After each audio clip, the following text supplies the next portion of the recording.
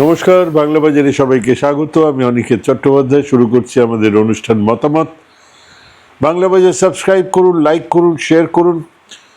আজকে আমাদের মতামতের শীর্ষক ইলেকশন কমিশনের প্রতিটা অন্যায়ের জবাব দিতে হবে।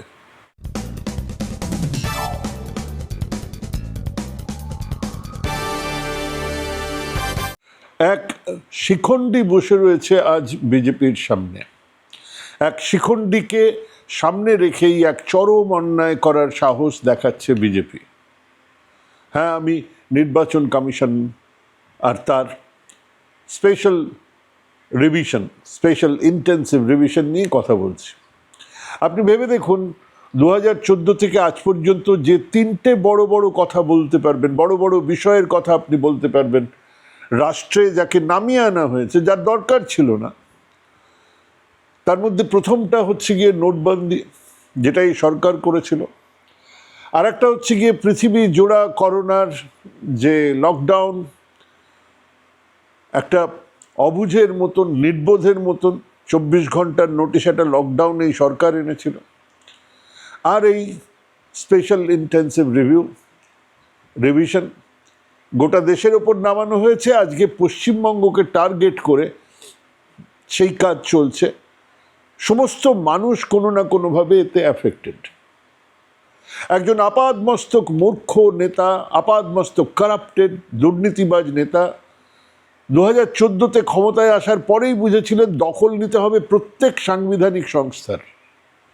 তাহলেই একমাত্র এক 100% কারাপ্টেড সাম্প্রদায়িক সরকারকে টিকিয়ে রাখা যাবে। সাধারণভাবে এই সরকারকে টেকানোর কথা নয়, কোনোভাবে টিকতে পারে না। যে নেতা টেলিপ্রম্পটার বন্ধ হলে ভাষণ দেওয়া বন্ধ করে দেন, দেশ বিদেশের নেতার সামনে কুৎসিত অক্ষম দেতো হাসি হেসে তার প্রগল্ভতা প্রকাশ করেন, সে নেতা জানতেন টিকে থাকতে হলে এই গোটা নির্বাচন ব্যবস্থাটাকেই হাইজ্যাক করতে হবে। সেটাই করছেন। দেখেছেন ওনাকে বিশ্ব নেতাদের সঙ্গে কখনো খেয়াল করেছেন ভালো করে?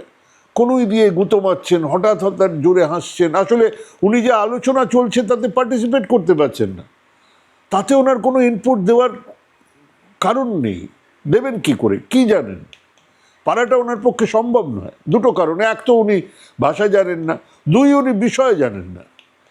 কাজেই ওনার স্ট্রিট স্মার্ট হাবভাব দিয়ে ম্যানেজ করার অক্ষম চেষ্টা করে চলেছেন। জওহরলাল নেহেরু থেকে মনমোহন সিং এরা প্রত্যেকেই আলোচনাতে অংশ নিতে পারতেন, বিষয় বোঝার চেষ্টা করতেন, সাহায্য দিতেন। ইনি সাহায্য নেবেন কি করে?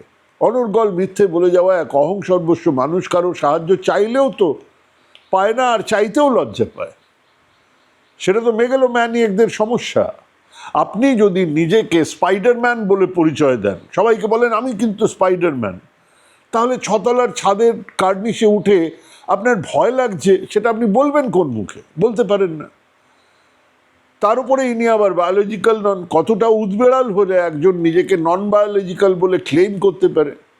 ঠিক এই সময়ের কথা ধরুন না, ইরান ইসরায়েল আমেরিকার যুদ্ধ হচ্ছে। ভারতের তো সেখানে বিরাট ভূমিকা থাকার কথা। কেন ভারতের, কেন কত দূরে ইরানে যুদ্ধ হচ্ছে, কেন থাকার কথা? প্রথম কথা হচ্ছে ইরানের সঙ্গে 2-2.5 হাজার বছরের একটা পুরনো সম্পর্ক আমাদের। দুই, আমেরিকার সঙ্গে মোদিজির তো ব্যক্তিগত সম্পর্ক। আবকিবার ট্রাম্প সরকার, তো ট্রাম্প সাহেব তো আছেন আমেরিকার মাথায়। 3, ওদিকে ফাদারল্যান্ড না মাদারল্যান্ড কি একটা, যুদ্ধ শুরুর একদিন আগে তো তিনি ছিলেন ওই ইসরায়েলে। 4, মধ্যপ্রাচ্য মানে দক্ষিণ পশ্চিম এশিয়াতে ভারতের 3-3.5 কোটি মানুষ কাজ করে। 3-3.5 কোটি মানুষ। এক বিরাট রেমিটেন্স আসে দক্ষিণ পশ্চিম এশিয়ার দেশগুলোর কাছ থেকে, ওখান থেকে। সেখানের সঙ্গে আমাদের একটা বিরাট ব্যবসা আছে, বাণিজ্য আছে। 5, ভারত এখন ব্রিক্সের চেয়ারে, মাথায় ব্রিক্সের চেয়ার। আমাদের এখানে এবারে ব্রিক্সের সম্মেলন হবে, তার চেয়ারম্যান হচ্ছে নরেন্দ্র মোদী। যেখানে ওই ব্রিক্সে ইরান স্থায়ী সদস্য আছে, চীন, রাশিয়া।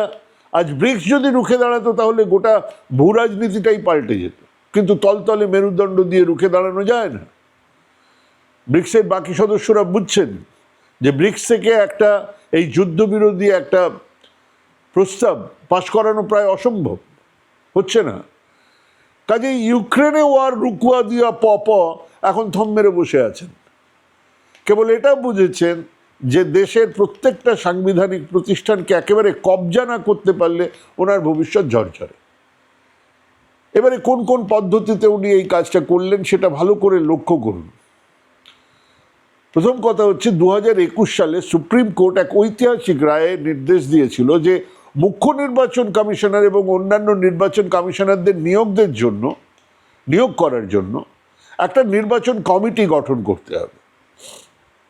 সরকার চাইলো এ বসুক, তাহলে আর নির্বাচন কমিশন আলাদা কি করে হবে? সুপ্রিম কোর্ট বলছিল যে যেখানে প্রধানমন্ত্রী থাকবেন, লোকসভা বিরোধী দলের নেতা থাকবেন এবং ভারতের প্রধান বিচারপতি থাকবেন, মানে অন্তত ধরে নেওয়া গেল যে তিনজন একই জায়গার ভোট দিতে, একই জায়গায় একই কথা বলতে বাধ্য থাকবেন না, অন্তত টেকনিক্যালি বাধ্য থাকবেন না। এই রায় নির্বাচন কমিশনের নিরপেক্ষতাকে নিশ্চিত করার জন্য একটা অত্যন্ত গুরুত্বপূর্ণ পদক্ষেপ ছিল। কিন্তু এই রায়ের কার্যকারিতা, বলা যায় এই রায়টার স্পিরিটটাকে, মূল বিষয়টাকে নস্যাৎ করার জন্য যেই সুপ্রিম কোর্ট এই কথাটা বললো, সঙ্গে সঙ্গে কেন্দ্র সরকার 2023 সালে একটা নতুন আইন নিয়ে চলে আসলো। খেয়াল করুন, আজকে আমরা যে বলছি নির্বাচন কমিশনকে ওরা কাজে লাগাচ্ছে, কিভাবে কাজে লাগাচ্ছে? এইভাবে 23 সালে নতুন আইনটা আনলো, সেখানে প্রধান বিচারপতিকে সরিয়ে দিয়ে একজন কেন্দ্রীয় ক্যাবিনেট মন্ত্রীকে বসানো হলো। মানে প্রথমে বসবেন দেশের প্রধানমন্ত্রী, একজন ক্যাবিনেট মন্ত্রী কেন্দ্রীয়, আর তার সঙ্গে বিরোধী দলনেতা। তা দাঁড়ালো কি? এর ফলে নির্বাচন কমিটির মধ্যে সরকারের সংখ্যাগরিষ্ঠ 2:1 হয়ে গেল। তা সেই বৈঠকটা হয়ে লাভটা কি? ধরুন নরেন্দ্র মোদী, রাজনাথ সিং আর রাহুল গান্ধী বৈঠকে বসে কি রায় হবে আলাদা? হবার কোনো চান্স আছে? কোনোভাবে হতে পারবে? এটা কার্যত এই নিয়োগ প্রক্রিয়াকে সরকারের একচ্ছত্র নিয়ন্ত্রণে নিয়ে চলে আসলো। অর্থাৎ সরকার নিজেই ঠিক করবে কে নির্বাচন কমিশনার হবে। এবারে নির্বাচন কমিশনারকে সে চালাবে, সরকার যাকে চাইবে তাকে চিফ ইলেকশন কমিশনার বানাবে, আর তিনি এক অনুগত জন হতেই পারেন যিনি বিরোধী দলনেতার আনা অভিযোগের তদন্ত না করে সাংবাদিক সম্মেলনে দেশের সংসদের বিরোধী দলনেতাকে বলেন এফিডেভিট করুন, তারপর দেখব। এই ঘটনাটা শুধু এক প্রশাসনিক পরিবর্তন নয়, এটা একটা সুপরিকল্পিত পদক্ষেপ যা গণতন্ত্রের মূল ভিত্তি, চেক অ্যান্ড ব্যালেন্স ব্যবস্থাটাকে ভেঙে দিয়েছে। সুপ্রিম কোর্ট যখন নির্বাচন কমিশনের স্বাধীনতা নিশ্চিত করতে চেয়েছিল, তখন নতুন আইন এনে সরকার সেই স্বাধীনতার পথটাকেই বন্ধ করে দিল। ফলে এক সাংবিধানিক সংস্থা তার নিরপেক্ষতা হারিয়ে দলীয় স্বার্থের অধীনে চলে যেতে বাধ্য হবে, হচ্ছেও তাই। আর এই পদ্ধতি ভবিষ্যতে অন্য কোনো সরকারকেও একই কাজ করতে উৎসাহিত করবে, যা নির্বাচন কমিশনের অবশিষ্ট স্বাধীনতাকেও কেড়ে নেবে। কেউ যদি মনে করেন, বিজেপি যদি মনে করেন তারাই চলবেন, তারাই থাকবেন, তা তো হবে না। এ হয়নি কোনোদিন, বদলাবে। কিন্তু পরের সরকারও এইটাকেই কাজে লাগাবে এবং সেইখান থেকে শুরু ভোট গণনার যে বিভ্রাট, অদৃশ্য ভোটের যে রহস্য, এবং আজকের যে এসআইআর। মানে প্রথমেই সেই ধর্নী মেয়ের ফুটবল ম্যাচের রেফারির মতো রেফারিকে কিনে নেবার ব্যবস্থাটাকে সেরে ফেলা হলো। মনে আছে? গণতন্ত্রে আমার ভোট যদি চুরি হয়ে যায়, আমার নির্বাচন করার অধিকার যদি চলে যায়, তাহলে সেই গণতান্ত্রিক রাষ্ট্রের ওপর আমার কোনো দায়বদ্ধতা থাকে না। আর দায় না থাকলে দেশের প্রতি ভালোবাসাই উবে গেলে পড়ে থাকবে এক মানচিত্র। আর মানচিত্র তো মানচিত্র তো দেশ নয়, মানচিত্র তো আমার স্বদেশ হতে পারে না। ভারতের গণতন্ত্র তার সাংবিধানিক প্রতিষ্ঠানগুলোর দৃঢ়তা, নিরপেক্ষতা তার উপরে দাঁড়িয়ে আছে। ভাবুন না, একটা এলাহাবাদ হাইকোর্ট, একটা হাইকোর্ট, সুপ্রিম কোর্ট না, হাইকোর্ট দাঁড়িয়ে বলে দিল যে আপনি এই প্রধানমন্ত্রী, আপনি আপনার সিস্টেমটাকে, আপনি আপনার সরকারি ক্ষমতাকে কাজে লাগিয়েছেন, সেই জন্যে আপনার নির্বাচন বাতিল করা হলো। কার? প্রধানমন্ত্রীর, ইন্দিরা গান্ধীর। এলাহাবাদ হাইকোর্টের ঐতিহাসিক রায় দিতে পেরেছিল কি করে? তার কারণ হচ্ছে প্রাতিষ্ঠানিক দৃঢ়তা। আমাদের এখানে দাঁড়িয়ে জ্যোতি বসু বলছেন এসব মেগালোম্যানিয়াক, পাগল নাকি এই সমস্ত ভোটার কার্ড ফার্ড কি বলছে। টিএন সেশন তখন বলছেন না ভোটার কার্ড আনবে। টিএন সেশন বলছেন ঠিক আছে, উনি ওনার জায়গা থেকে উনি বলেছেন, কিন্তু আমি ভোটার কার্ড আনবই, ভোটার কার্ড হবেই। ভোটার কার্ড হয়েছে। এই যে প্রতিষ্ঠানের যে স্বাধীনতা, আর এই প্রতিষ্ঠানগুলোর মধ্যে অন্যতম গুরুত্ব হলো ভারতের নির্বাচন কমিশন। কিছু অভিযোগ থাকলেও সামগ্রিকভাবে দীর্ঘদিন ধরে দেশের নির্বাচনী প্রক্রিয়াকে সুষ্ঠু নিরপেক্ষভাবে পরিচালনা করা এবং জনগণের আস্থা অর্জন করেছিল। কিন্তু আজ রাজনৈতিক মহল থেকে শুরু করে সাধারণ মানুষ, সিভিল সোসাইটি সবাই বুঝতে পারছে একটা জহিজুর হয়ে গেছে এই নির্বাচন কমিশন। প্রশ্ন তুলছে সবাই, এর আগে কি নির্বাচন, বিভিন্ন রকমের নির্বাচনে বেনিয়মের কথা ছিল না? ছিল বই কি। 2019 সালে লোকসভা নির্বাচনের সময় প্রধানমন্ত্রী নরেন্দ্র মোদী আর বিজেপি সভাপতি অমিত শাহের বিরুদ্ধে নির্বাচনী প্রচারে আদর্শ আচরণবিধি লঙ্ঘনের একাধিক অভিযোগ উঠেছিল। ভারতের নির্বাচন কমিশন এই অভিযোগগুলো খতিয়ে দেখে 3 সদস্যের কমিশনের মধ্যে 2-1 সংখ্যাগরিষ্ঠতার ভিত্তিতে নরেন্দ্র মোদী এবং অমিত শাহকে ক্লিন চিট দিয়েছিল, অর্থাৎ তাদের বিরুদ্ধে ওঠা অভিযোগটাকেই খারিজ করে দিল। নির্বাচন কমিশন যদি তাদের হয়ে যায়, নির্বাচন কমিশন যদি কারোর জহুজুর হয়ে যায়, তাদের নির্দেশেই কাজ করে, সরকারের নির্দেশেই কাজ করে, তাহলে সরকারের মাথার ওপরে বসে থাকা যে 2 লোক, তাদেরকে আটকাবে কে? তারা তাদের মতন চলছেন। অন্যতম নির্বাচন কমিশনার অশোক লাভাসা ছিলেন সেই একমাত্র কমিশনার যিনি মনে করেছিলেন ওই ভাষণগুলোতে আদর্শ আচরণবিধি লঙ্ঘন করা হয়েছে। কোনোভাবে তিনি একজন ছিলেন, মাথা সোজা করে বলেছিলেন যে না, এটা ঠিক হয়নি। তিনি কমিশনের এই সিদ্ধান্তের সঙ্গে আলাদা মত পোষণ করেন এবং চেয়েছিলেন যেন তার আলাদা মতের বিষয়টা কমিশনের যে সরকারি নির্দেশ সেখানে নথিভুক্ত করা হয়। অর্থাৎ এই যে 3 জনের কাছে পেশ করা হলো যে এই প্রধানমন্ত্রী বলেছেন, এই স্বরাষ্ট্রমন্ত্রী বলেছেন, আপনারা কি বলছেন? তা 2 জন সঙ্গে সঙ্গে না না ঠিক আছে, কেউ ভুল করেন, কিন্তু অশোক লাভাসা বললেন যে হ্যাঁ, এটা ভুল হয়েছে। আমি বলছি ভুল হয়েছে, আপনারা ঠিক আছে, যেহেতু গরিষ্ঠাংশ বলছে পাস হয়ে যাবে, কিন্তু আমার কথাটা লেখা হোক, আমি বলছি ভুল হয়েছে। মানে দাবির যে বিষয়টা সেটা প্রকাশ্যে এলো, আমরা জানতে পারলাম। মানে লাভাসা প্রধানমন্ত্রী, স্বরাষ্ট্রমন্ত্রীর বিরোধিতা করেছিলেন, তারপরে কি হলো? বিরোধিতা করলেন, তারপরে কি হলো? লাভাসার স্ত্রী নভেল সিঙ্গল লাভাসা একাধিক কোম্পানির বোর্ডে স্বাধীন ডিরেক্টর হিসেবে কাজ করতেন। তার কাছে আয়কর দপ্তরের নোটিশ পাঠানো হলো, তার আয় এবং কর সংক্রান্ত তথ্যে গরমিলের অভিযোগ আনা হলো। তার ছেলে আবির লাভাসা যে সংস্থা Norris organic foods private limited বলে তার ডিরেক্টর ছিলেন, সেই সংস্থার বিরুদ্ধে আর্থিক তছরূপের তদন্ত শুরু করলো এনফোর্সমেন্ট ডিরেক্টর। বিদেশি মুদ্রা লেনদেন আইন, যেটা ফেমা সেখানে ফেমা লঙ্ঘনের অভিযোগে তাকে জিজ্ঞাসাবাদ করা শুরু হলো। অভিযোগটা ছিল যে তার সংস্থা লোকসানে চলা সত্ত্বেও একটা মরিশাস ভিত্তিক সংস্থা থেকে বড় অঙ্কের বিনিয়োগ পেয়েছে। একই অভিযোগ কিন্তু আদানির বিরুদ্ধে, সেখানে কোনো জিজ্ঞাসাবাদ চলছে না, এখানে জিজ্ঞাসাবাদ শুরু হলো। এমনকি লাভাসার বোন, যিনি একজন শিশুরোগ বিশেষজ্ঞ, তাকেও আয়কর সংক্রান্ত তদন্তের মুখোমুখি হতে হয়েছিল। এবং শেষমেশ অশোক লাভাসা 2020 সালের আগস্ট মাসে নির্বাচন কমিশনের পদ থেকে ইস্তফা দিলেন এবং এশীয় উন্নয়ন ব্যাংকের ভাইস প্রেসিডেন্ট হিসেবে চলে গেলেন। মানে খুব পরিষ্কার, নির্বাচন কমিশন এখন মোদী শাহের দখলে। এর আগেই নিয়ম বদলে মুখ্য নির্বাচনী অফিসার নিয়োগের ব্যাপারে যা যা করার তারা করে ফেলেছেন। আগে এই মুখ্য নির্বাচন কমিশনের নিয়োগের জন্য বললাম যেটা, যে 3 জন থাকতেন, সুপ্রিম কোর্টের মুখ্য বিচারপতি, বিরোধী দলনেতা আর প্রধানমন্ত্রী। এখন নিয়ম পাল্টে প্রধানমন্ত্রী, একজন ক্যাবিনেট মন্ত্রী, একজন বিরোধী দলনেতা, মানে সরকার যাকে চাইবে তিনি মুখ্য নির্বাচন কমিশনার। আইন পরিবর্তন করেই যিনি এলেন তার জন্য আবার নতুন আইন করা হলো। 2টো মজার ব্যাপার। এক হচ্ছে তার বিরুদ্ধে কোনো রকম, এমনকি তার রিটায়ার করার পরেও তার বিরুদ্ধে কোনো রকম আইনি ব্যবস্থা নেওয়া যাবে না। অর্থাৎ এই সময়ে আমাদের নির্দেশে, মানে প্রধানমন্ত্রী, স্বরাষ্ট্রমন্ত্রীর নির্দেশে উনি যে অন্যায় করে যাবেন, পরবর্তী সময়তেও তার বিরুদ্ধে কোনো আইন করে কোনো মামলা করা যাবে না। এবং এই কমিশনার থাকাকালীন আরেকটা আইন করে বলা হলো যে নির্বাচন চলাকালীন সিসিটিভির ফুটেজ কোনো ক্ষেত্রেই অন্য কারোর হাতে দেওয়া যাবে না। এটা নিয়ে খুব গোপন ব্যাপার, সিসিটিভির ফুটেজ।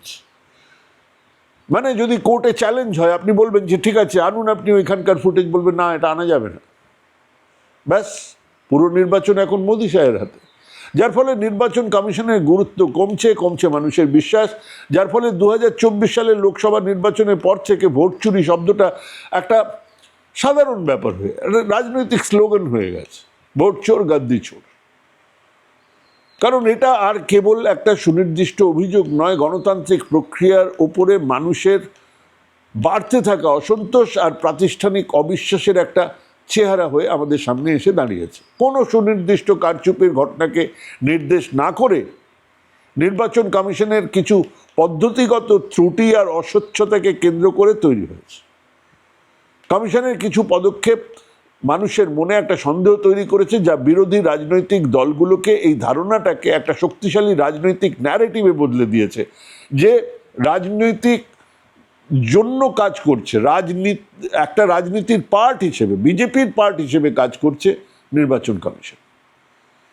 নির্বাচন কমিশন শুরু করলেন নিবিড় সংশোধন। কিসের নিবিড়, কিসের ব্যাপার, কিসের সংশোধন? ভোটার লিস্টের।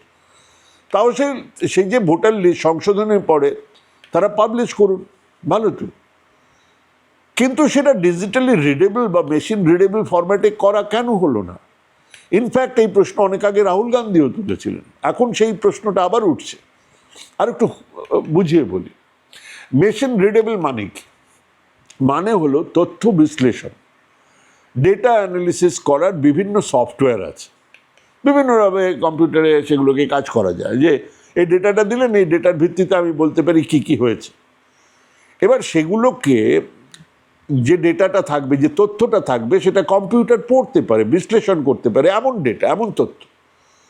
এবার দিলে সুবিধে কি? সুবিধে হলো কত মানুষ ছিলেন, কত মানুষ বাদ পড়লেন, কোন কোন ঠিকানা থেকে বাদ পড়লেন, কোন কোন ধর্মের মানুষ বাদ পড়লেন, কোন ধর্মের মানুষ বেশি বাদ পড়লেন, বেশি যোগ হলেন, অনুসূচিত জাতি বা জনজাতির কত মানুষ আছে, তাদের ভোটের প্যাটার্ন কি, শহর বা মফস্বল বা গ্রামীণ ভোটের প্যাটার্নটা কীরকম, এরকম হাজার একটা ডেটা অ্যানালিসিস সম্ভব, করাও হয়। পৃথিবীর সমস্ত ডেটা তৈরি করা হয়, পাবলিশ করা হয় এইভাবে। কিন্তু গোটা ব্যাপারটাকে এক অন্ধকারে ঢেকে রাখার জন্যই এই নির্বাচন কমিশন একটা পিডিএফ ফাইল আপলোড করছেন, একটা ছবি আপলোড করছেন, যার থেকে অ্যানালিসিস তো পরের কথা, ওই ডেটাটা তথ্যটা বার করতে আপনার ঘুম ছুটে যাবে। ফলে আমাদের কি করতে হচ্ছে? যথেষ্ট প্রচুর পয়সা খরচা করে 2-4টে বিধানসভার ঘাপলাগুলো বার করতে হচ্ছে। ওনারা হাসছেন, 294টা আসনের মধ্যে কেবল ভবানীপুর, বালিগঞ্জ, কলকাতা পোর্টের হিসেব দিয়ে কত আর বলা যাবে? শেষ হিসেব বলছে 30-35 লক্ষের বেশি বৈধ নাগরিককে বাদ দিয়ে আমাদের ভোটে যেতে হবে। সেখানেও চালাকিটা দেখুন। আপনি আন্দোলনকে সেই জায়গাতে নিয়েও যেতে পারছেন না, এমনকি ভোট স্থগিত রাখার আবেদনও করতে পারছেন না, কারণ তাহলে সাংবিধানিক সংকটের নামে পশ্চিমবঙ্গে রাষ্ট্রপতি শাসন জারি করা হবে। একজন খুব সাধারণ রাজ্য সরকারি কর্মচারী মানে ধরুন জয়েন্ট বিডিও, এদেরকে কি বলব, তার কথা বলে শেষ করছি। নাম হচ্ছে জ্যোৎস্না খাতুন, খণ্ডঘোষের জয়েন্ট বিডিও। জ্যোৎস্না খাতুন তার সমাজ মাধ্যমে লিখেছিলেন, কমিশনের বিরুদ্ধে মামলা করব। জ্ঞানেশ কুমারের বিরুদ্ধে আমি অ্যাডজুডিকেশন ছিলাম না, মানে ওনার নামে হঠাৎ করে আমাকে অ্যাডজুডিকেশন লিস্টে রাখা হলো। কি করে হলো? এটা কি যোগ? এই আরও ডিউটি করছি, এত চাপ, এত থ্রেট, আবার ইলেকশন ডিউটিতে খাটাচ্ছেন, আমাকে এআরও করেছেন, তারপরে আমাকে বলছেন আন্ডার অ্যাডজুডিকেশন। তাহলে আমার ইলেকশন ডিউটি করা উচিত না। সঠিক কথা বলেছেন। আরে ভাই, একজনকে আপনি আরও করেছেন, তাকে রিভিশনের কাজে লাগাচ্ছেন, সে রাত দিন কাজ করছে, তাকে ইলেকশনের কাজে লাগাচ্ছেন, ইলেকশন ডিউটি দিয়েছেন, আবার আন্ডার অ্যাডজুডিকেশন, মানে তিনি ভোটার লিস্টেই নেই। তিনি এই কথাটা লিখেছিলেন তার সমাজ মাধ্যমে। রাত দিন উদয়াস্ত পরিশ্রম করেছেন। কারণ তিনি নিবিড় সংশোধন প্রক্রিয়ার একজন, যিনি ভোটার তালিকাকে পরিশুদ্ধ করার কাজ করছেন। এবার তিনিই বিচারাধীন, স্বাভাবিক, তিনি ক্ষুব্ধ, এবং সেটা লেখার পরে তার সাসপেনশন অর্ডার চলে এসেছে, যে আপনাকে সাসপেন্ড করা হলো। মানে কেন? মোদি শাহ দেশের গণতান্ত্রিক সিস্টেমটাকে হাইজ্যাক করে তাদের রাজত্ব চালাতে চায়। আর আজ সেই সন্ধিক্ষণে দাঁড়িয়ে আছি আমরা, যেখানে সেই দেওয়াল হয় থাকবে, না হলে বিজেপি ভাঙবে। গণতন্ত্র আর ফাসিজমের মধ্যে দেওয়ালটাকে রক্ষা করা এখন আমাদের দায়িত্ব। একটা দেশের গণতন্ত্রের আসল শক্তি তার রাজনৈতিক দলের মিটিং মিছিলের মধ্যে, চিৎকারের মধ্যে থাকে না নেতাদের গরম গরম ভাষণে। সেই শক্তি লুকিয়ে থাকে একটা খুব শান্ত, প্রায় অদৃশ্য এক বিশ্বাস। দেশের সাধারণ মানুষের সেই বিশ্বাস যে ব্যবস্থাটার উপরে দাঁড়িয়ে দেশটা চলছে, সেটা নিরপেক্ষ আর সৎ। আর এই বিশ্বাসের একেবারে গোড়ার কথা হলো ভোট দেওয়ার প্রক্রিয়াটা স্বচ্ছ আর নির্ভুল। আমি আমার যে প্রতিনিধি তাকে আমার ভোট দিয়ে নির্বাচিত করতে পারছি কিনা। একজন সাধারণ নাগরিক যখন ভোট দিতে যান তখন তিনি এই ভরসা নিয়েই যান যে তার নাম ভোটার তালিকায় থাকবে এবং তার দেওয়া ভোটটা ঠিকঠাক গোনা হবে। এই ভরসাটাই গণতন্ত্রের ভিত্তিপ্রস্তর, এটাই গণতন্ত্রের তৈরি। রামা শ্যামা যদু মধু কাসেম রতন গোমসের ভারতের কল্পনা এটাই। কিন্তু যদি এই ভিত্তিপ্রস্তরটা নড়ে যায়, যদি দেশের ভোটার তালিকা, যা কিনা প্রতিটা নাগরিকের গণতান্ত্রিক অধিকারের প্রথম পরিচয়পত্র, সেটাই সন্দেহের চোখে দেখা হয়, তাহলে নির্বাচক তালিকা সেটাই যদি কম্প্রোমাইজড হয়ে যায়, তাহলে গণতন্ত্রের ভিত্তিপ্রস্তর নড়ে যায়। আজকে যা হচ্ছে, ভাবুন, ভাবতে থাকুন, প্র্যাকটিস করুন। ভালো থাকবেন, সুস্থ থাকবেন। আজকে এখানেই শেষ করছি। নমস্কার।